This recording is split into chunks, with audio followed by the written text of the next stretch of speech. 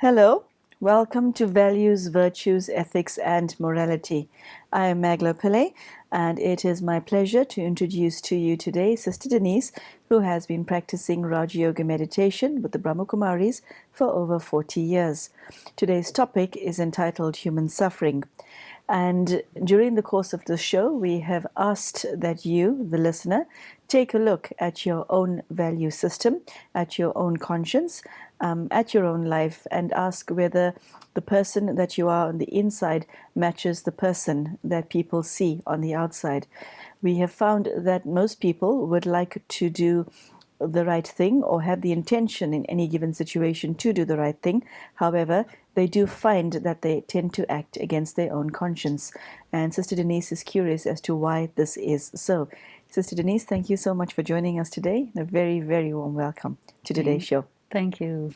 So let us talk about human suffering. We see such a large amount of suffering and such shocking depths and lows of suffering. From a spiritual perspective, what has brought humanity to its current condition? Well, there are many things involved, and I think when human suffering reaches a maximum, as it has in so many areas, we would say that the world has become a living hell for many, many people. And this is a great tragedy. So if we are to look at how is it that spirituality can take people out of it, or okay, before I get to that question, we look at people's value standards and their ethics. I would say that suffering comes to those who have a personal code of ethics, as well as to people who don't have a code of ethics. Why is this the case? Is it not the case that your own sense of your own value system should protect you against suffering? Well, there are two things. One is pain, one is suffering. Yeah. Pain is mandatory, suffering is optional. But in order for you to not suffer, you have to be able to bear your pain. And of course, people can't bear their pain, and most pain is unbearable anyway. And partly that is because people are not strong. If you have great spiritual strength, then you have a capacity to endure pain that you really don't have if you haven't developed your spirituality. So spirituality is tremendously helpful at this present time when everybody has to bear a lot of pain. There's one thing that nobody can really escape from, and that is that over the course of many, many centuries, the human soul, the human society has gradually lost purity, has lost power, and it's this erosion of the strength of all the souls in the world which makes a person have to bear pain, because when the essential qualities of the soul start to fade, then that gap, that empty space is filled with negativity. On a previous show, you mentioned the law of karma, and I would like to know what impact that has on the aspect of human suffering, and more so because every time I switch on the news, it seems like things are getting progressively worse. Violence is escalating, and despite the so many people, good people, trying to do as much as they can to obliterate human suffering, things are getting worse. It's not just only the law of karma that's operating, it's this progressive loss of human qualities that is contributing. People are so weak that even a small thing is experienced as a very big mountain of suffering on someone's head or in someone's heart. So the ability to endure hardship is really not much there. And that has made things really worse. Because, as I said before, pain will be there. There is pain at this time. Karmic accounts that have been accumulated over many, many centuries are all sort of coming up for payment. So we're at a very critical time in terms of human pain.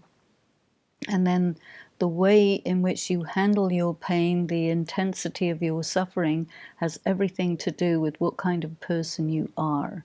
So there may be, what you were saying, good people experiencing bad things, and bad people experiencing bad things, but the good people, that means the people who are having plenty of principles, ethics, qualities, they will, because of that, they will have accumulated an ability to endure pain, and the amount of pain that they may have to endure may be relatively less because it's very connected with their karma.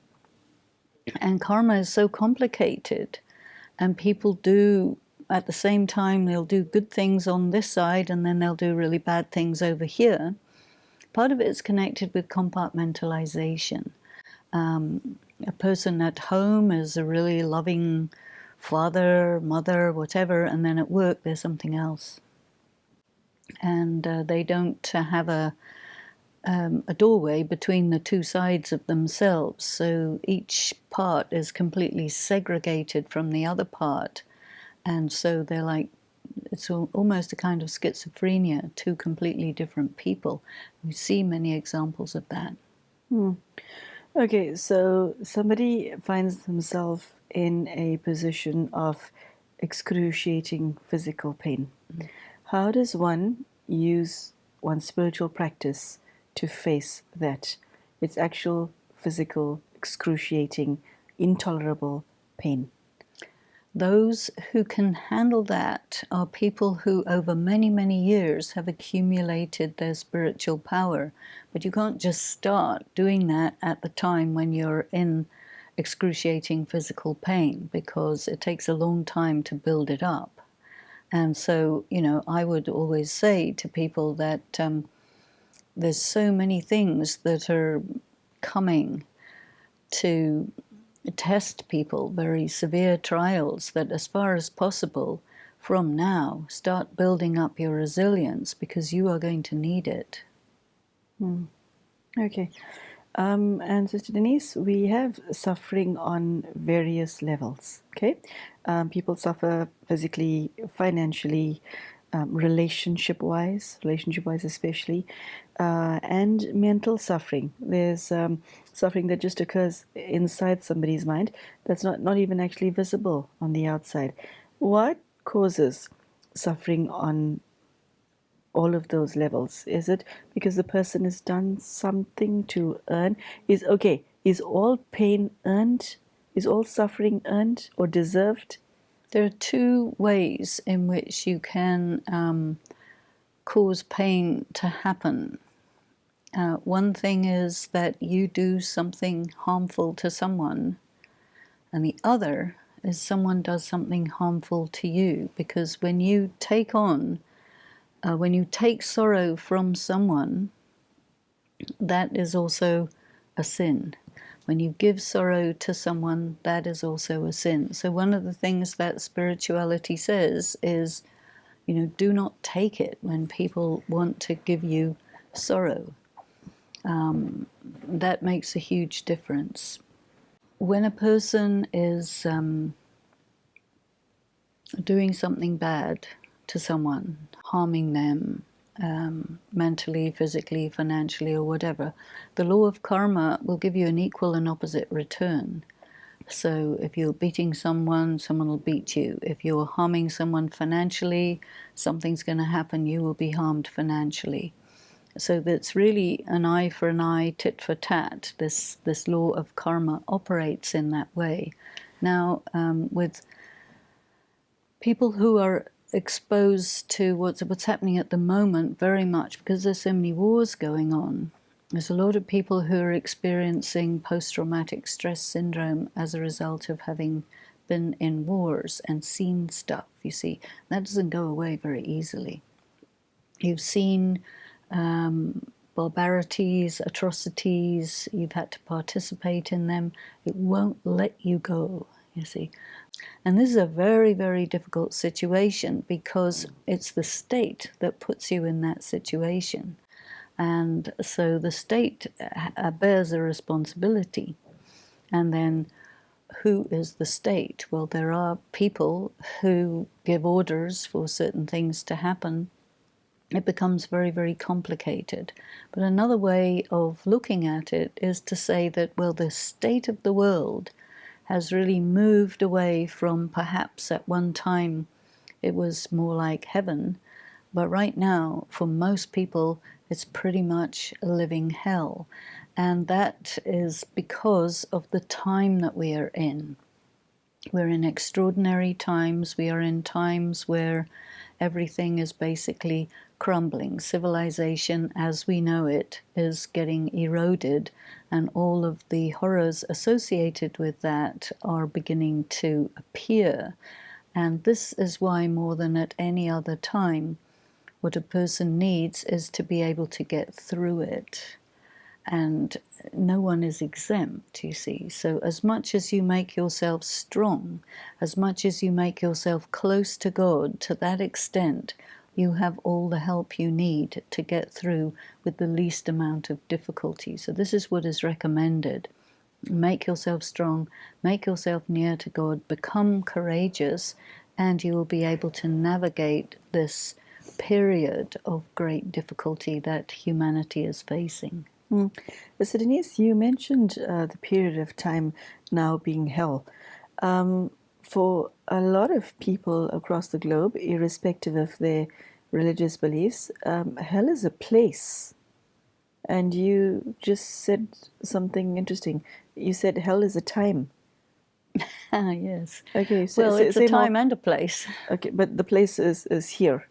Well, it's not that there's somewhere down below that's Yes, hell and somewhere up above with that's fires heaven. and people with tridents. It's not. In fact, all of the scenes that are described as hell in different scriptures and so on, you will find those very same scenes in war zones, in torture chambers.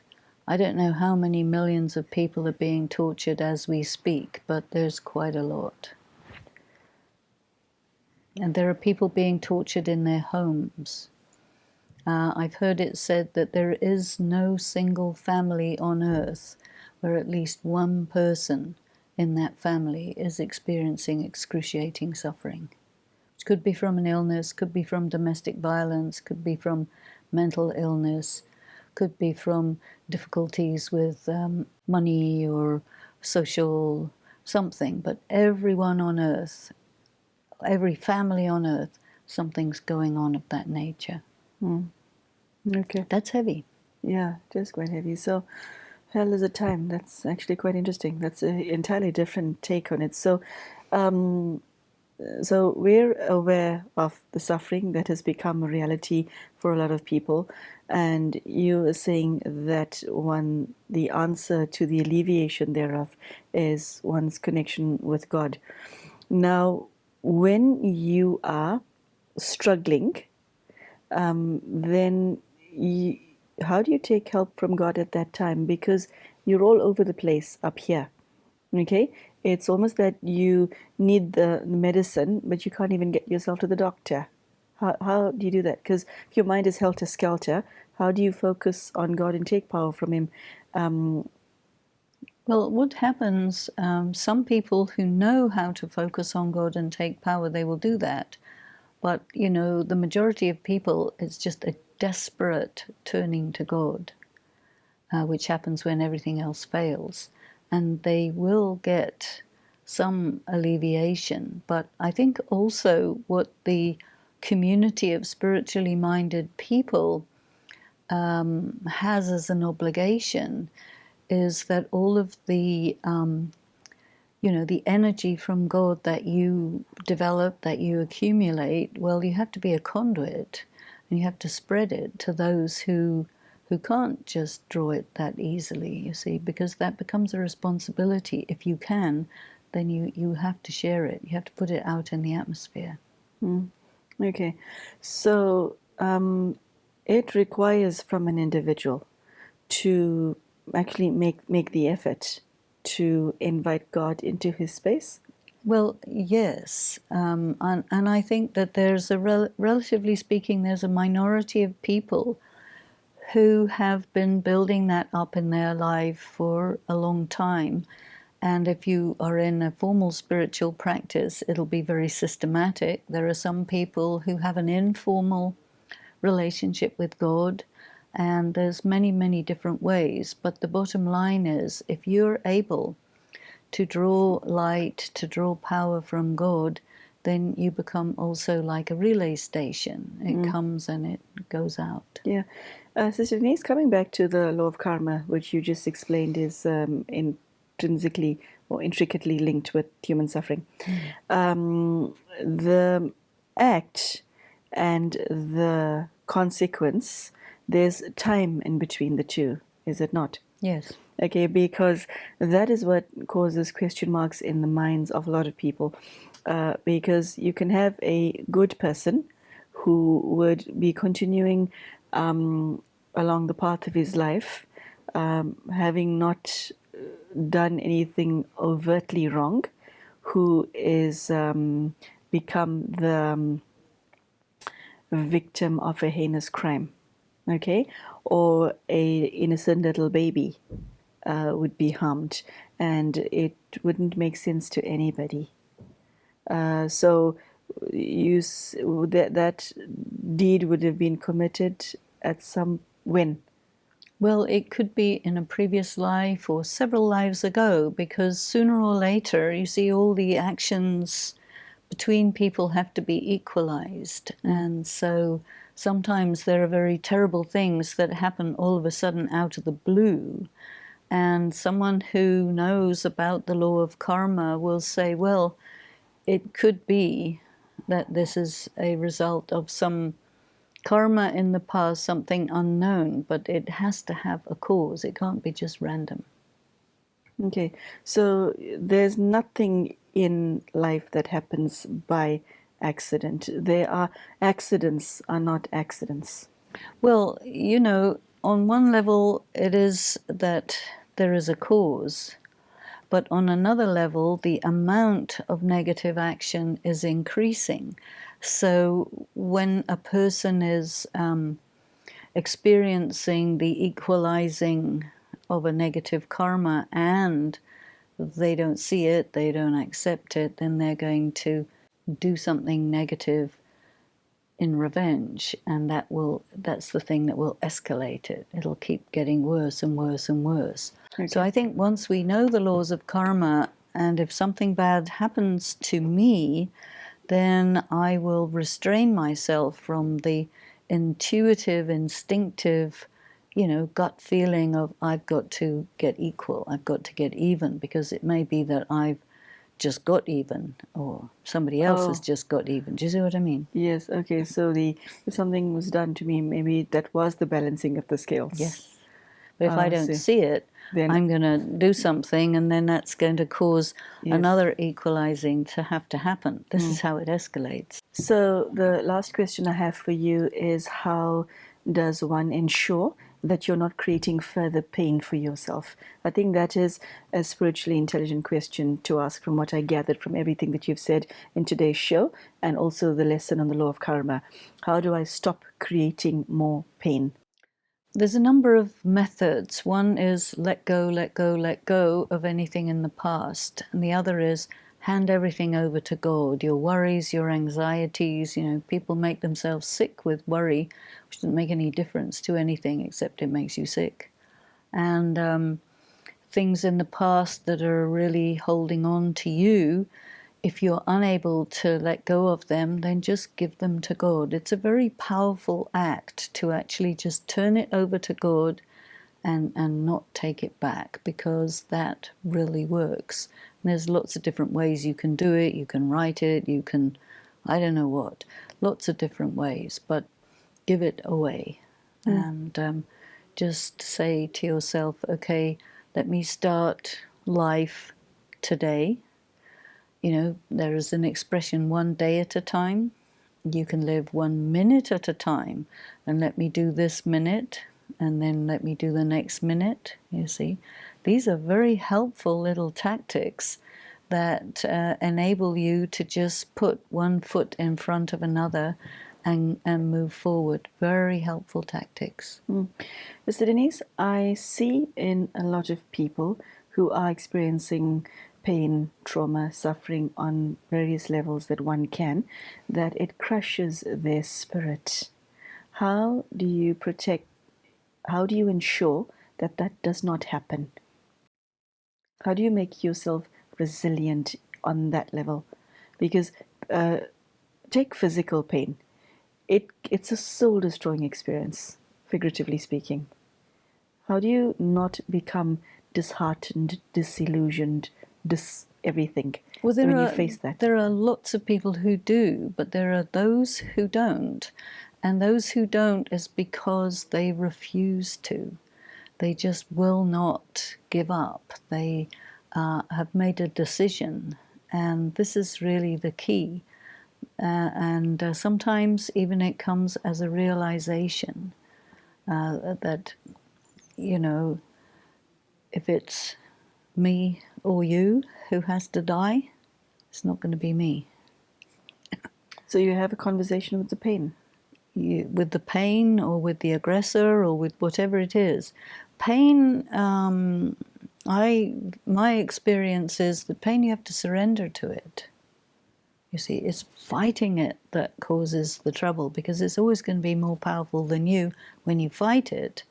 But when you surrender to it, it leaves you some sort of a deep insight, and then it moves away and you become, as it were, the victor. And that is a deep secret that many people just don't know, because they never get the idea that, that pain is in some way good, you see, and that resisting it is worse than the thing itself, We fight pain. Yeah. We have to surrender to it. Yes, Sister Denise, we were talking about the act and the punishment being postponed. And I think that that is why people cannot see the link between the two. Because if you look at worldly definitions, you get perpetrator and victim, aggressor, etc. Those terminologies exist because we do not understand the law of cause and effect. But also because we deny that there is anything like reincarnation. As long as you think that life starts at birth and ends at death, then when an action gets its reaction in another birth, you will never think that that's what it is. You will think it's random, you will think it's causeless, baseless, just a phenomenon that has no reason. And then your interpretation of life is that it's, short, brutal, and meaningless, which is what a lot of people have said. And this They put it differently. What do they say? I cannot say it on the show. Okay. Yeah. Yes. Yeah.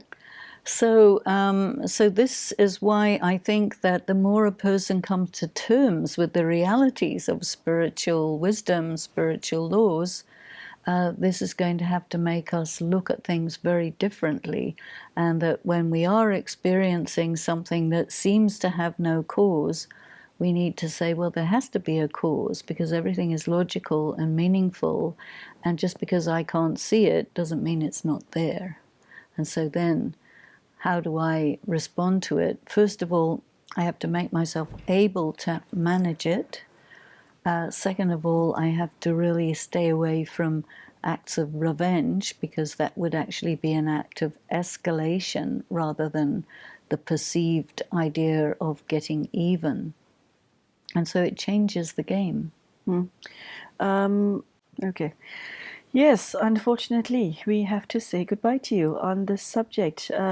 Sister Denise has shared with us today some extremely important insights and information, spiritual tools as to how to manage pain. That's a very interesting question to ask yourself. Do you know how to manage your own pain, or do you run away from it? And Sister Denise has shared spiritual tools by which one can face it head on.